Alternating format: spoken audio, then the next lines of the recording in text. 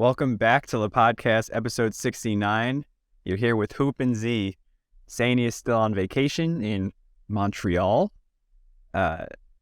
just like his Oklahoma City Thunder on vacation. How's that second round feel, Z? How about that, baby? How about that? There's a R.I.P. lot to Saney. talk about. I mean, the Thunder are going to be in good hands, but Steph Curry, man. But before we do that, I gotta throw a disclaimer out there in case my mood is down this episode. Has nothing to do with the Knicks. Even though that was a bit disappointing, I think there's still a lot of room for a bounce back. My TikTok account, for if you guys follow me on TikTok, I'm sure a lot of you do because that's how you know the podcast. It got hacked. I don't have access right now. This has been my project for 2.5 to 3 years. And this guy sent me an email pretending to be TikTok saying I got verified, right? So it started all happy and whatnot. I was telling everyone, I was like, man, I got the blue check mark. And they made this super realistic TikTok website, right? Sent me to a link. And it was one of those business emails too, where they had like, it just looked professional. So I clicked on the website and it was like, enter your information. So of course I did so. I feel like an idiot now, but I fell into the trap. And then dude contacted me on WhatsApp and then said, right, because he already had gotten into my account. He's like, put this corporate email into your account so we could put the blue check mark in. And, after the fact, it seems crazy, but he had like these fake emails and everything. And once he got in, he was like, all right, $1,500 Bitcoin and you have your account back, which I am not doing. Right. So we got some friends at TikTok, thankfully, that are on the case and I should have it back soon. But I have been like scared to death these last couple of days. You've been scared. I've been scared too. Shit. We got this podcast, bro. Yeah, man. That would have been I got crucial. the Knicks in the second round. Who's by that? This is the biggest 3-1 comeback I've heard ever, outside of 2016. But we need to talk about Steph Curry. We do need to talk about Steph Curry. Ladies and gentlemen, I guess this is my turn now. Yes, it is. Stephen Curry. Are there words? Like, genuinely, are there words? A Steph Curry masterclass is what we got. And everybody going into this series was predicting 6 or 7. I predicted 6 or 7. I thought it was going to be Dubs in 6. The Kings had other ideas. So we got this 7th game. When I tell you, when I was analyzing this game, actually watching it, you want to know something I realized? The Warriors had more fight and wanted this game more than the Sacramento Kings did. I could tell that because we have had 7 games of Warriors-Kings. I could point to instances in Game 1 and Game 2 and Game 6 where the Kings wanted it more than the Warriors did, just more. And you can tell, the beautiful thing about playoff basketball is you can tell when a team or a player wants it more. Case in point, Jimmy Butler, Game 5 against the Milwaukee Bucks. Jimmy Butler could have been like, it's not our night. Let's just go back home. He said, screw that. I'm taking over. This is my time. I am Michael Jordan's son, and you will acknowledge me as such. And sent our precious Bucks home packing. Steph Curry tonight, 50 points, man. 50 points. Let me make sure I get this right. I don't want to mess up my man's stats. Especially, I know you're gonna read those up. Especially for Sacramento to win Game 6 in Golden State, Exactly, and drop a dud like this. It's just I've never seen anything like it. And when I was looking at this game, bro, you would think the Warriors are on the road, right? Like the road Warriors and the woes that they've had all season. Everybody's talking about how terrible they are as a road team. I told you, man, if you were looking at this from a one-game perspective is what I think people should be looking at it as. I'm looking at it like I got Steph Curry, I got Klay Thompson, I got Draymond Green. Those 3, along with Steve Kerr, have never lost a series under Steve Kerr before getting to the finals. Like, think about that. When healthy, when all that, like this is the greatest trio in NBA history. I don't care about Jordan, Pippen, and Rodman. I don't care. It's Draymond, Klay, and Steph. The win percentage says it. Everything about this trio, they just know how to win. If you need one game, I'm taking this trio. They can squeeze it out. Even in a game where Klay Thompson is shooting 4 of 19, bro. 4 of 19 is what Klay Thompson gave us tonight. And I know some people are thinking, and now it's time to get back on the Klay Thompson's washed bandwagon and all that. Who? He's got Andrew a whole nother Wiggins. playoff series. He's got a whole nother playoff series. He got a whole nother I'm trying to playoff think of series. other trios though. Think about it. What you want? Ginobili, Parker, Duncan. That's up there. That's up there. They got the rings, but the Warriors got 4. That trio alone has what, 4? I believe. Would you put KD in the mix, or are you saying would you take a KD Warrior team? Obviously, I want to. I'm sorry, that's just a very Warrior. interesting question. That's a very interesting question. It is. You got to put it into perspective. But I'm looking at keep going. You got to talk about the Kings. I am. I don't worry about that. So I just want to read this box score off to y'all. But people are talking about Klay Thompson, right? Yes, he shot 4 of 19. Yes, he missed a lot of open shots, and it was just unfathomable what I was watching from Klay Thompson. Abysmal Game 7 performance. But Andrew Wiggins shot 5 of 16. So the man who's supposed to step up in Klay's absence when he's cold was just as cold as Klay Thompson was. And then everybody else outside of them offensively wasn't even a topic of discussion. Jordan Poole gave you 8 points, I believe. Am I not mistaken? Yeah, 8 points, 3 of 9 shooting. Draymond gave you 8 points, 3 of 7 shooting, and Looney gave you 11. Let's go, Loon. All right. And 21 rebounds, baby. 21 rebounds. Sabonis, ni hao, what are you doing? What are you doing out there? Well, wasn't that the guy that led the league in boards? I didn't see that. I saw Kevon, Chamberlain. That's the word. Chamberlain, yeah.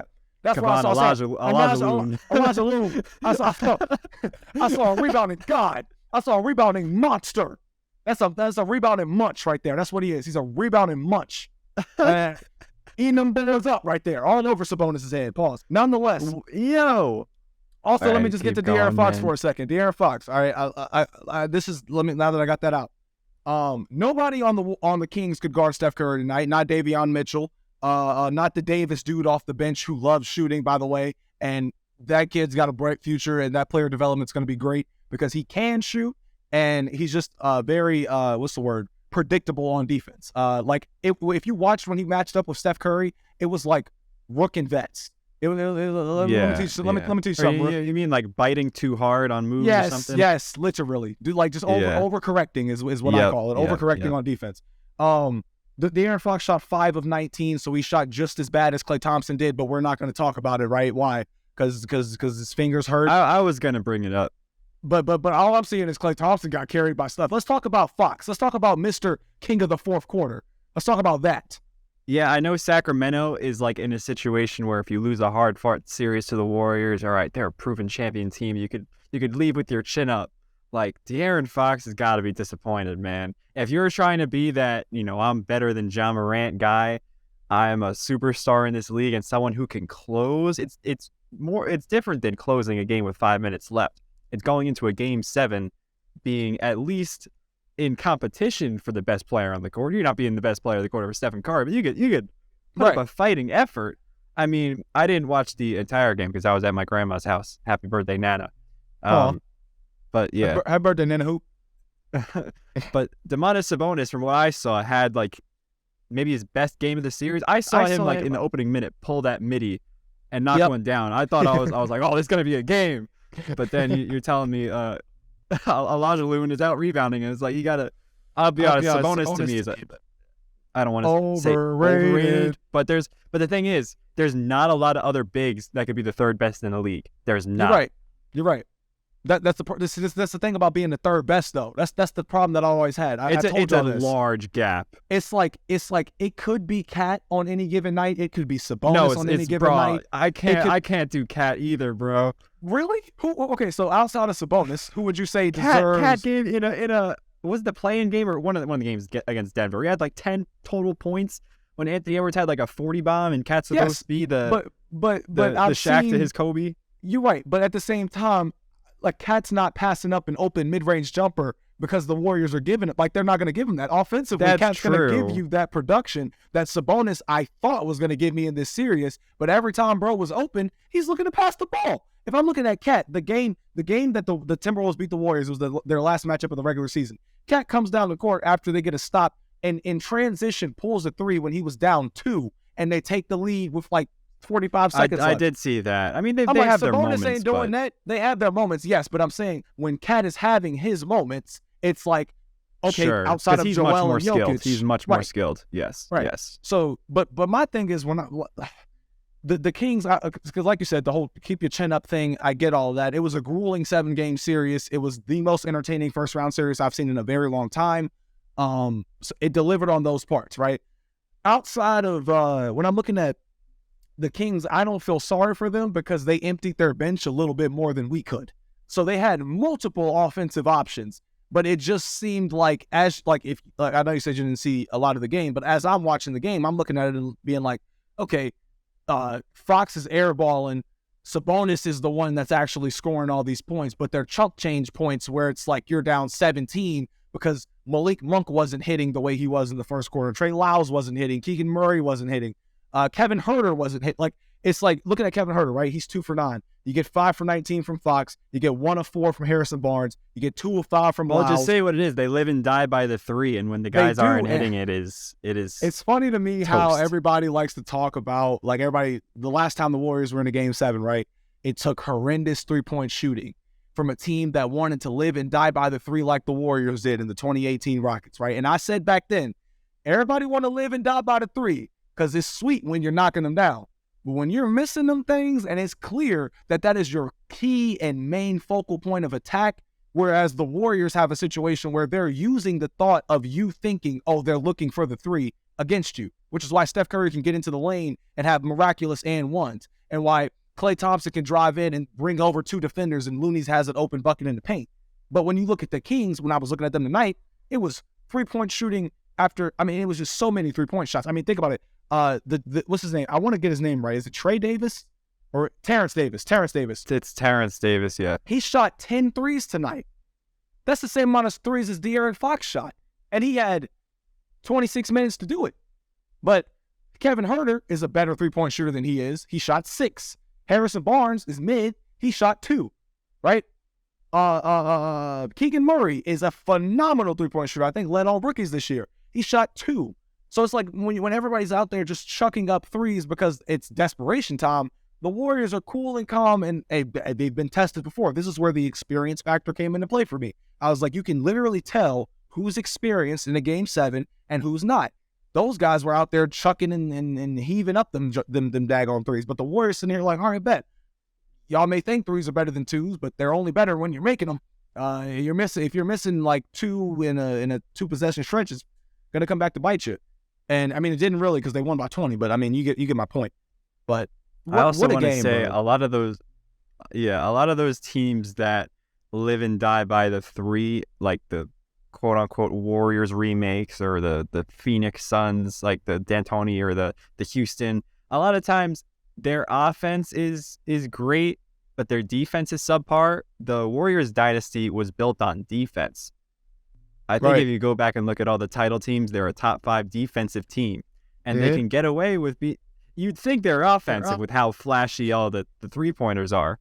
But as far as like the production goes, I feel like they were, do I want to say middle of the road some years in offensive rating? But in the playoffs, it shows through because they're good enough. And when they're in the shootout with someone, they're going to lock down someone else. Yeah.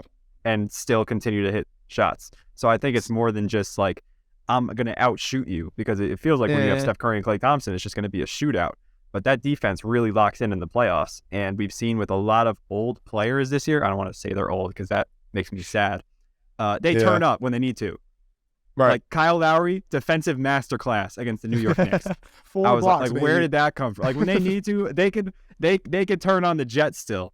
Before we talk about that, though, the Warriors are, man, I'm kind of happy they beat the Kings now because we get to see another Steph Curry versus LeBron James series. What are your thoughts as a Warriors fan? I guess I shouldn't even say objectively because it's not going to be objective, but what do you think? In terms of Lakers Warriors and the outlook on the series or prediction, you want like a who's winning? Who's winning? I got the Dubs, but why? I got the Dubs because and I want to say this without I guess underestimating the Lakers in a way because of their defense.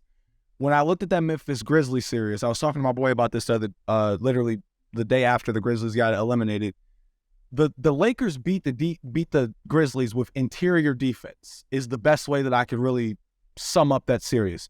when you watch the way that John Morant was trying to drive in, when you watch the way AD had like 7 blocks one game, bro. exactly, I think he had 5 blocks in the game. What was it, game 6? So when you look at the way that the Grizzlies play basketball compared to the Golden State Warriors, it's a little bit different. The Lakers are going to have to worry about perimeter defense instead of interior defense, or at least focus in and keen in on that. Where the Grizzlies struggled was the fact that John Morant is not a consistent knockdown three-point shooter.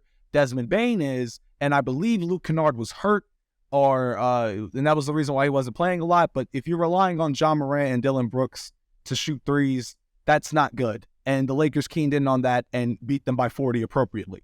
The Golden State Warriors, on the other hand, people like to talk about the rebounding. We have a Looney. I'm not afraid of they need to get the boards. Like, yes, the Warriors need to crash the boards. What I've noticed with this team is when everybody is locked in on the concept of what you need to accomplish. Case in point, tonight on the offensive, on the glass, the second chance points. Not only, if it wasn't Loon getting boards, it was Gary Payton, it was Andrew Wiggins tipping it up in the air, and Klay Thompson getting like they're all locked in on that area of the game. I think that they'll be great in a series against the Lakers. And Anthony Davis, and that's not me throwing any shots at AD because he's going to do his thing. AD's probably going to average 3.5 blocks a game, whatever. And then there's the question of who's going to guard LeBron. I get that. But, I mean, Dennis Schroeder isn't checking Steph Curry, or I'm not worried about that. I'm not worried about Austin Reeves checking Steph Curry or checking Klay Thompson. I'm worried about Austin Reeves outperforming Jordan Poole in this series. But then again, the Lakers do give him a different outlook. So it could be a back and forth and a battle of the bags, or however you want to call it, even though Austin Reeves is like destined to get his. But it's just, from a matchup perspective, I like the Warriors more than I like the Lakers, mainly because when you look at LeBron James and having to take him out in key moments of the fourth quarter and how Steve Kerr will counteract that, I think he can counteract that a little bit better, because you don't need to have Steph Curry waiting on the bench if they bring in LeBron, because he ain't checking them. I get it from an offensive perspective, but I mean, you're throwing wigs at him, I'm assuming. But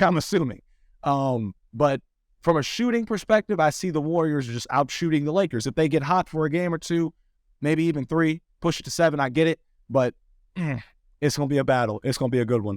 I can't wait. Yeah, as far as the Lakers' home court advantage goes, not sure if I wanted to look it up, how much, like, what their record is at home.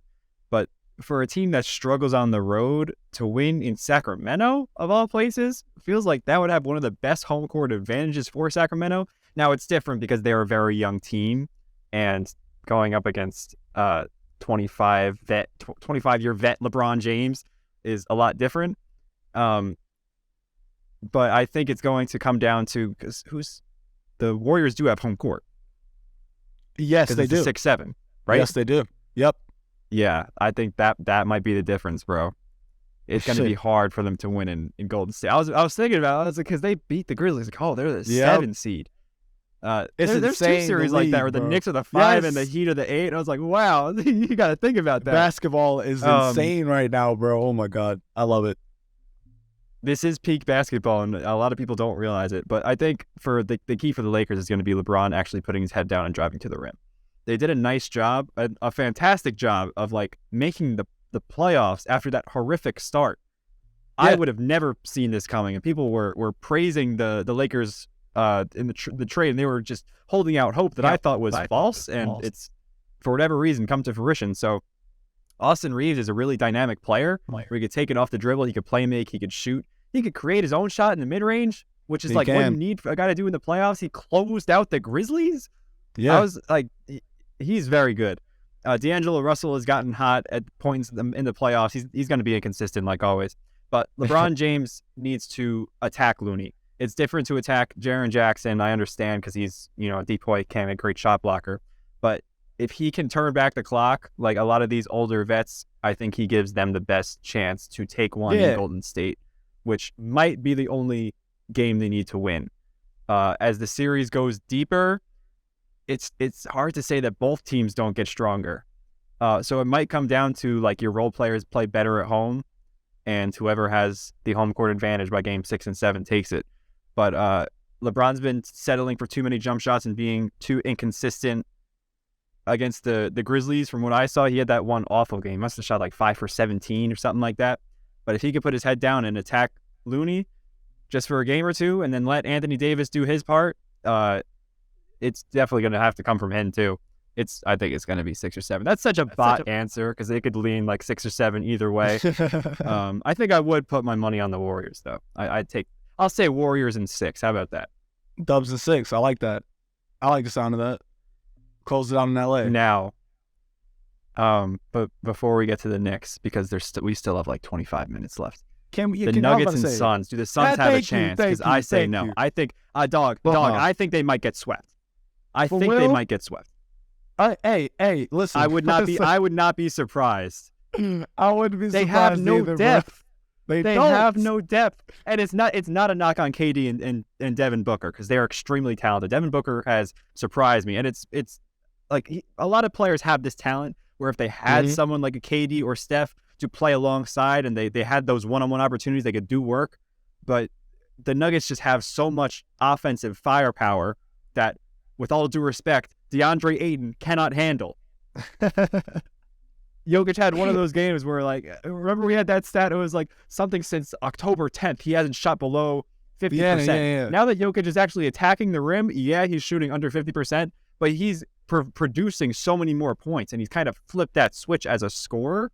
And when you have Jamal Murray in this kind of form, and Michael Porter Jr. didn't even shoot that well, and they still beat him comfortably.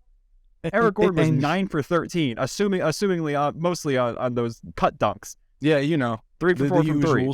Yeah. But man, Jokic 24-19, like he had a bad shooting performance from him. He did. But I don't know. Maybe I'm underestimating the Suns. No, bro. No. Here's the thing, bro. I hate that people are scared to say what you just said. I hate that people are like, "Oh, I feel like I'm disrespecting Kevin Durant." You're not, it is bro. KD though. You're but not he did get swept by the Celtics. Durant. Yeah. You're not. I'm telling you. Listen, Kevin Durant is going to go out there and do Kevin Durant things. No one, I mean this in the best way possible. No, in the most respectful way possible, I guess. No one on the Nuggets can guard KD. None of them. Not near any of them can guard Kevin Durant. We're not refuting that. I'm not refuting that Kevin Durant could average over 30 points per game in this series, 29.8, however you want to flip it. I'm not defending that and shoot it efficiently as well. I'm also not debating that about Devin Booker, that he can have an efficient 27 plus points per game in this round. You know what I'm saying? I'm not refuting that. Outside of those players, where is your offense coming from? If you were going to say DeAndre Ayton, well, how consistently is that offense going to come? If you're going to say Chris Paul, you really got me fucked up because, bruh, like Chris Paul. Hey, maybe a couple of years ago. Maybe bro, a couple of years ago. If this was 2018, yeah, maybe 2021, yeah, but like bro's regressing offensively to the point where Chris Paul is literally resulting to watching his teammates. Oh, I have Kevin Durant on my team. Here you go, Kevin. Let me watch you cook. Devin Booker, let me watch you cook. DeAndre Ayton, I'm gonna give you an easy. Nah, you know what pass. it is? Because it's the camp counselor point guard, where he's trying to get everyone involved, right? Kids who didn't get a touch, give him a touch, but he's not going to shoot the ball himself. He's not really going to take it. Yeah. He still has those capabilities. Chris Paul could still go on an 8-0 run in the fourth quarter by himself, but you're not going to expect that at this point. I think the biggest difference in this series, I was just looking down the rosters. The Nuggets have a Bruce Brown, and the Suns do not. Someone like him is so important. Perfect. Perfect analogy right there. If when I'm looking at the Nuggets, we said this. I think Basketball Forever had put it in a clip for the last episode for a promo, but Saney was basically talking about how scary would Phoenix look if they're going up against the Denver Nuggets. And I said, I agree with you, bro. Everybody's out here. As soon as Kevin Durant goes there, they're a super team now. I made a video. I was like, how are the Suns a super team? How do you bring in a star player and gut your bench and expect this team, expect the remaining pieces to pick up the pieces? Like, what are you doing? We all are literally setting up the Suns. I said this before. People are setting up the Suns for failure on purpose. They wanted, as soon as Kevin Durant gets there, because Kevin Durant wanted to go play with Devin Booker, it's a super team. They said it was a super team. They said it was a super team. Exactly. And then when they lose to a good team, to an actually great constructed Denver Nuggets team, properly coached and all, when they lose to them, Kevin Durant can't win without a super team, and then he lost without a super team. Ain't that like the narrative? They're just playing it out so they can literally just bash Kevin Durant in the offseason, even though he's probably going to average 35 plus points a game on 65% shooting from the field. Like, exaggerating, of course, but you get the picture. Like, that's the only reason why they call him a super team. That's not that far off, bro. Like, I kid you not. That's the only reason they call him a super KD team. shot 60% from the field this year. I'm pretty sure it's short. It's not the full season. Yeah. But that's not far off, bro. Like, I kid you not. I can't with NBA fans. They literally set themselves up, but some people just literally do it on purpose. I'm like, if you're going to call the Suns a super team based off of the first 4 players that you looked at, and then whoever else is in the starting lineup, they looked and they said, oh, they got Torrey Craig too. He cool. He's good. Like, bro, what are you doing? You got Ish Wainwright off the bench. You got Jock Landale and Bismack Biyombo. Like you said, ain't none of them better than Bruce Brown. It's that simple. Like, what more could you possibly want? I'd take DeAndre Jordan over half the damn people on the Phoenix Suns. Like, come on now. Oh, hold up. Shoot. Man. And I stand on he's getting PT over Thomas Bryant, which is crazy. That guy sabotaged his own career. The Lakers could use a Thomas Bryant. I've been hearing so many Lakers fans complain about those forward lineups they run with Rui Hachimura at center. I heard a stat where those lineups where it's Rui and LeBron in the front court, they were like minus 150 in the playoffs, and Ham keeps on putting them out there. Like, if they had a Thomas Bryant who was playing very well for them, they could still stretch the floor while having some decent interior defense. Better than Rui. Bro wanted to sabotage his own career, and Bron looking at that like it's a sacrifice. Like, all right, yeah, he wanted to get PT, so then he could go sit behind Joker, and now DeAndre Jordan. Poor guy. That's bad. Poor guy.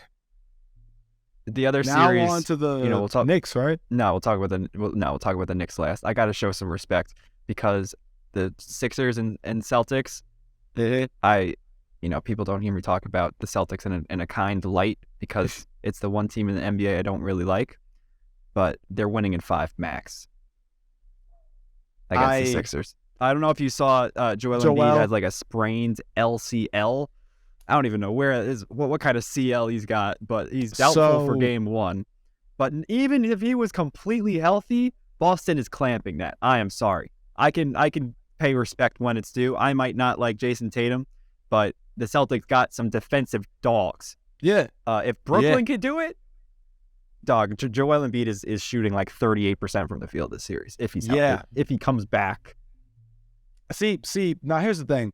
I remember when we were talking about playoff duos, and me and you got into like a little dispute over me saying that I don't trust James Harden and Joel, and I don't trust Joel's health in the playoffs. And then I told you that he could get a random ass injury, and I mean that in the most random ass way. Like he would be playing. You're right. Nothing was wrong. I doubted you because it was like a bruise in his face or something. Like he had on a mask, and I was like, how is that gonna happen again? A sprained LCL? What is that?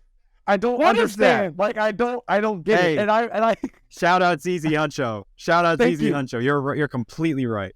And I said I don't want to. I'm not wishing a player, like I'm not wishing injuries on a player. I'm just saying when I am looking at Joel Embiid, he gets the most random ass injuries at the most inconvenient times, and I'm like, how do you get hurt like that? In the Raptors series, I was like, how do you get hurt like that? But I mean, granted, you can come back and play at least with a face mask. Okay, cool. And then in this one, I'm like, I thought nothing was wrong. Like, LCL, what is that? What is that? Where is that located in your body? And of course, Joel Embiid found it. Like, there's a lot of CLs. I've never heard of the LCL. like what? But so now I'm looking at it, and I saw who was it? 8. The Celtics are 8-1. That's their record against Philly. In the last however many they own playoff Philly, series. which is why I said even when healthy. I Joel agree. is not showing me. You're supposed to beat up on Brooklyn, bro. Yeah. Nick Claxton is like 170 pounds. You're supposed to dog him. I don't understand. I don't. And then Brooklyn goes out there and plays team defense on him. So I'm only imagining what Robert Williams and Grant Williams and Al Horford and what that defense as a whole, like in terms of the sets that they're going to be able to run, Joe Mazzulla is going to run. Even with Tatum playing the 4, like Tatum has a pretty underrated interior presence, if you ask me, because he is that like tall and lanky. He's not small. Like not He's like not I didn't, small. and for years I'm sitting here thinking, yeah, bro's a traditional small forward. No, like he be blocking shit like KD do.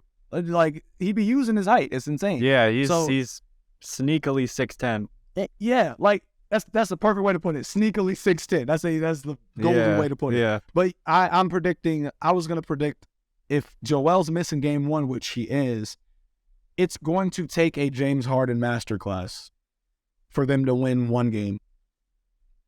Like that's how I'm looking at it. But is Paul Reed? Hey, shout out Paul Reed. I got a Paul Reed button. Oh my God. I don't trust him against Robert Williams. He's not scoring. I don't either. I don't trust James Harden driving in on Robert Williams. Not this version of James Harden, at least. Hey, you know what could have been nice? If you had Jimmy Butler over Tobias Harris. Speak that truth. Speak that truth. Say it again for the people in the back. They ain't hear you. It would be nice if the Philadelphia 76ers had Jimmy Butler over Tobias Harris. Now tell me this, who I'm sitting here pondering with that exact same thought because I was watching Jimmy Butler highlights earlier before the Knicks game with my boy Amir. Shout out Ahmed. But we're sitting there watching, and I remember we're watching the real life, and Jimmy was trash talking Drew Holiday. They showed that highlight, and I was like, bro, Jimmy is such a troll. And then it hit me. I was like, wow. Imagine if Jimmy Butler and Joel Embiid were teammates right now. And then I sat back and we pondered with that thought some more. And I was like, so when did Jimmy leave? In the 2019 offseason. What did Jimmy do the very next season? He took the Miami Heat to the finals after he did not get paid from Philly. You were right. After Philly decided, I don't want you, Jimmy Butler. We don't need you. We have a guy named Tobias. We don't need your services, Jimmy Butler. I want 18 points per game on half-decent efficiency. Like what? What are you? That's what I want. Mediocre defense. Bro, he's just there. Literally. Tobias Harris is just there. And they paying this man out the ass. Good money. Yeah, I'm money sorry. That should have been Jimmy Butler. I think I'm speaking too loud into the mic, but man, he gets me upset because I was gonna say like the Sixers have some dynamic talent with Joel Embiid out. They got Maxey who can, collapse the defense. James Harden, if he's healthy on the good hamstrings. But the guy who they're paying that much money, hey, he can knock down a couple middies. He can go on a 6-0 run in the middle of the second quarter. Like, bruh, What's the dude's name? What's the GM's name for Philadelphia? Who is it? Is it Daryl Moore?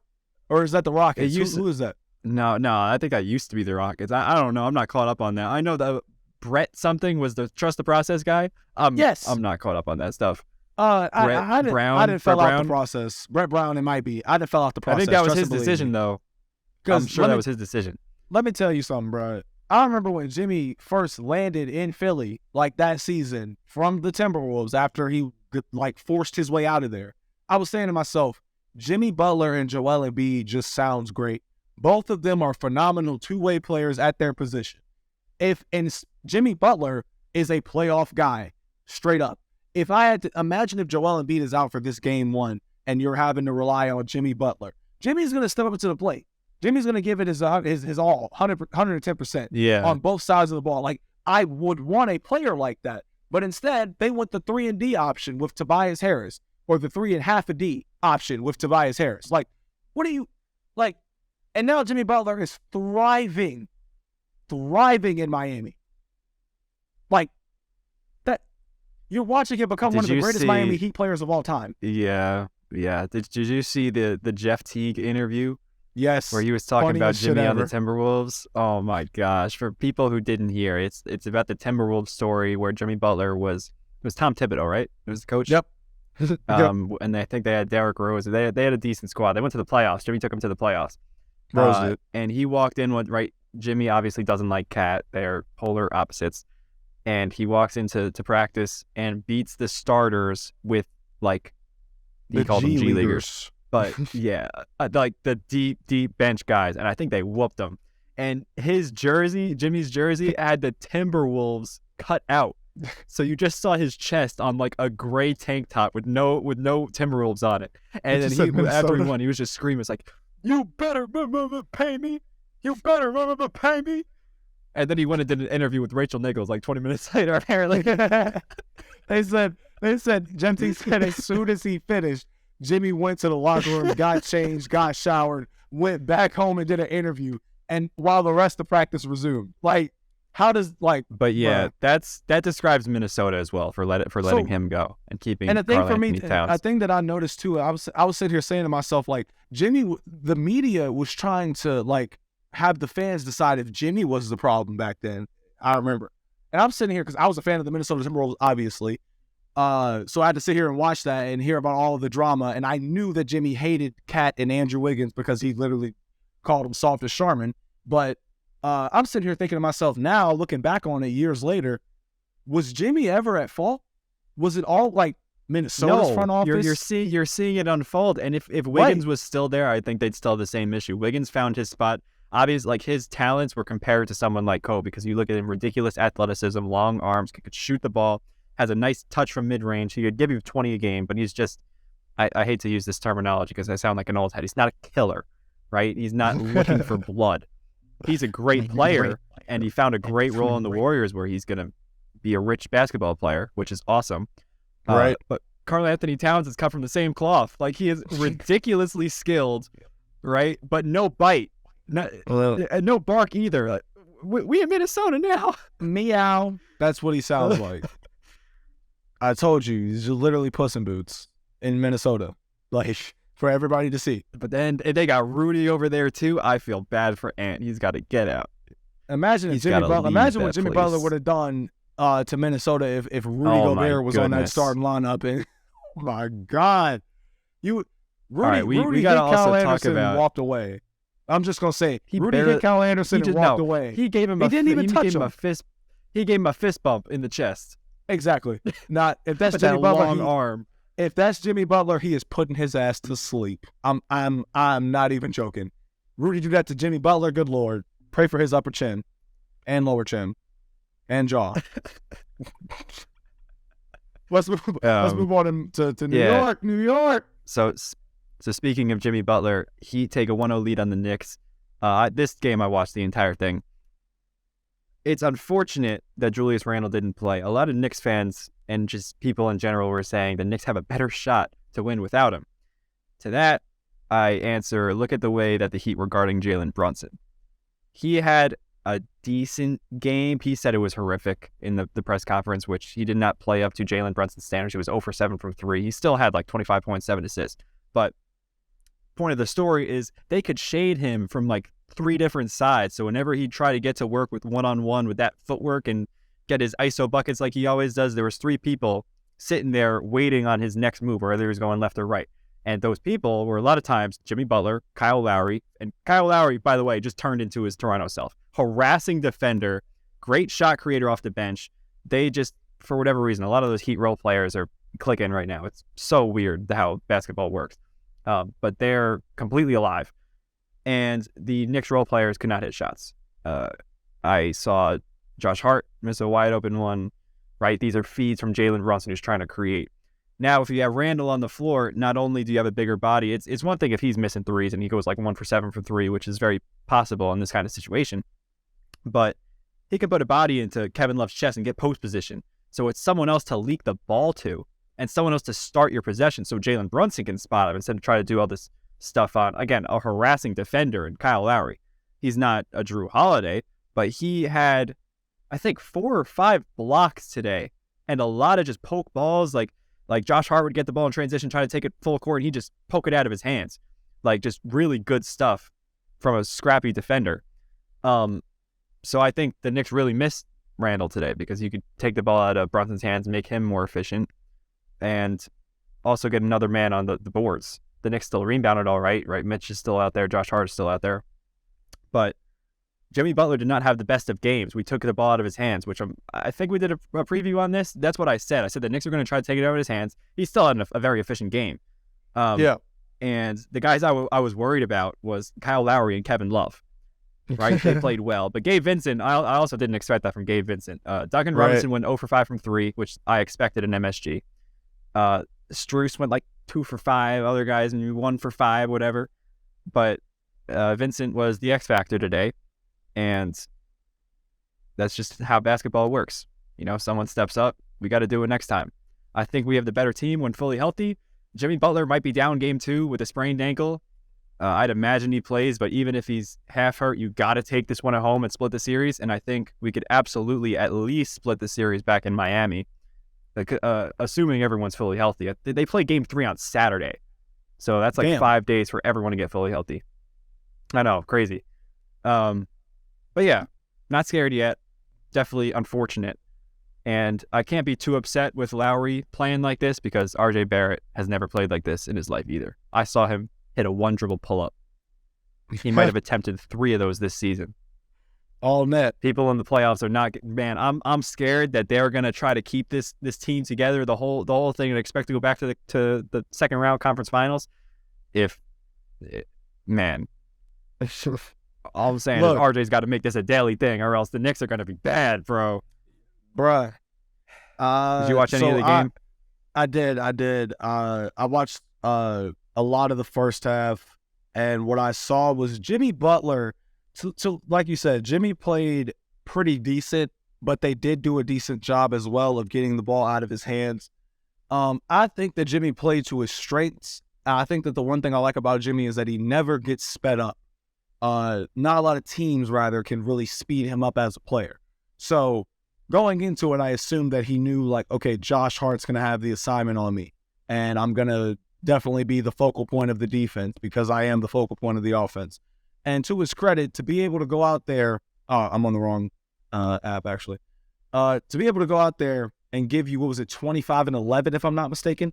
What are you checking NBA stats on Clash of Clans? No, I was on the wrong game. I was on the Warriors Kings. But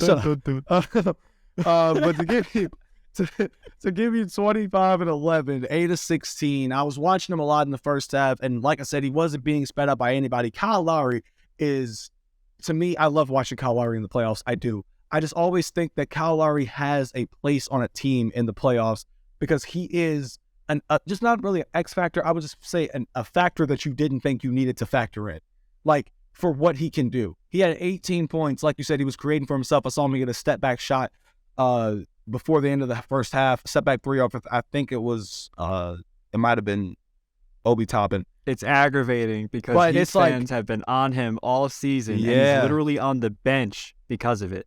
And now he decides to turn up. But hey, it is what it is. 6 assists, 5 rebounds, 4 blocks. Like, Jesus, come on, man. I think this series is still going to be fun. I also think that the Knicks are going to take game 2. And that's whether or not Jimmy plays or not. I just think that if he does decide to play, and the ankle sprain did look pretty bad, even though I thought he got kicked in the foot. It was a weird angle. But I think that was the other foot. He rolled the right one. I saw the replay too. The right foot got trapped under someone. I don't know who it was. But the left one was like it hit someone in midair. I thought that was the ankle he rolled too. On the other angle, it was like just trapped under someone. It was pretty bad. Well, yeah, the commentators were sweating it, and so I was like, okay, well, he might be out game 2. If I'm Eric Spoelstra, I saw Eric Spoelstra, he literally mumbled the words, like, and I was like, okay, yeah, it's bad. Like, so if he doesn't play in game 2, I see the Knicks taking it. Is there any update on Randall on when he could potentially return?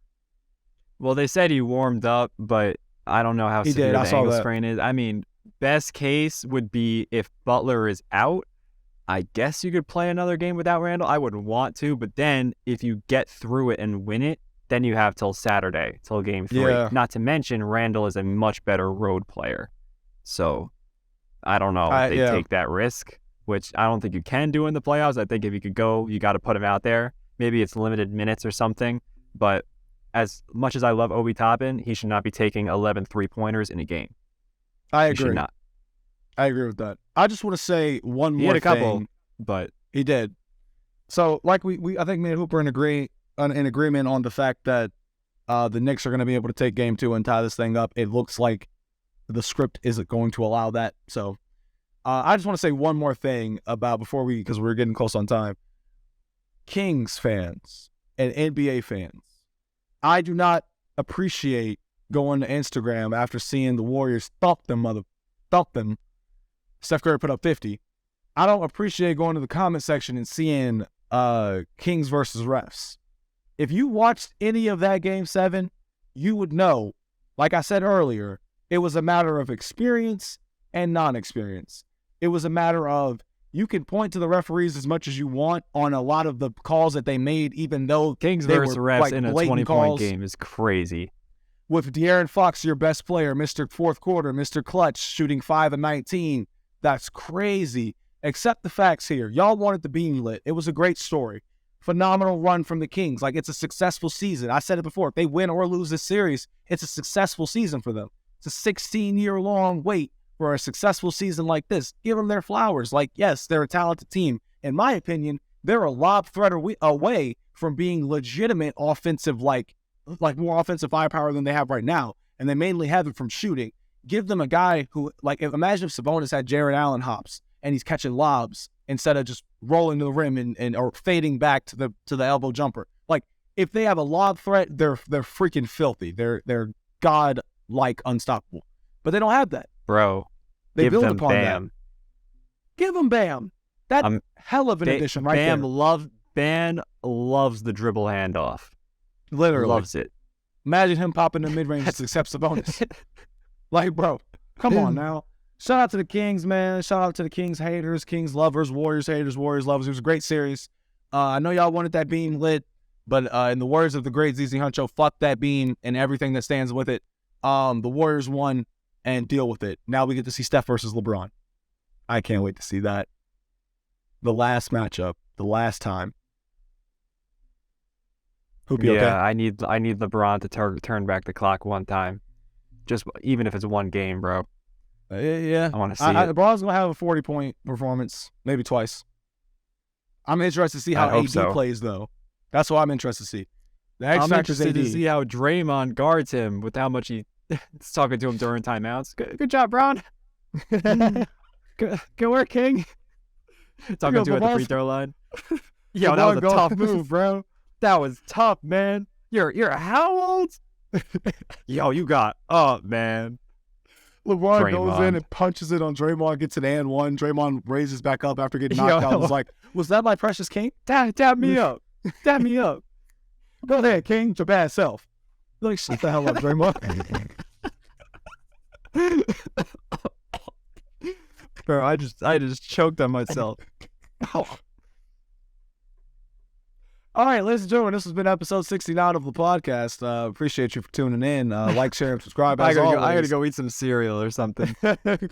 Yeah. What a great way to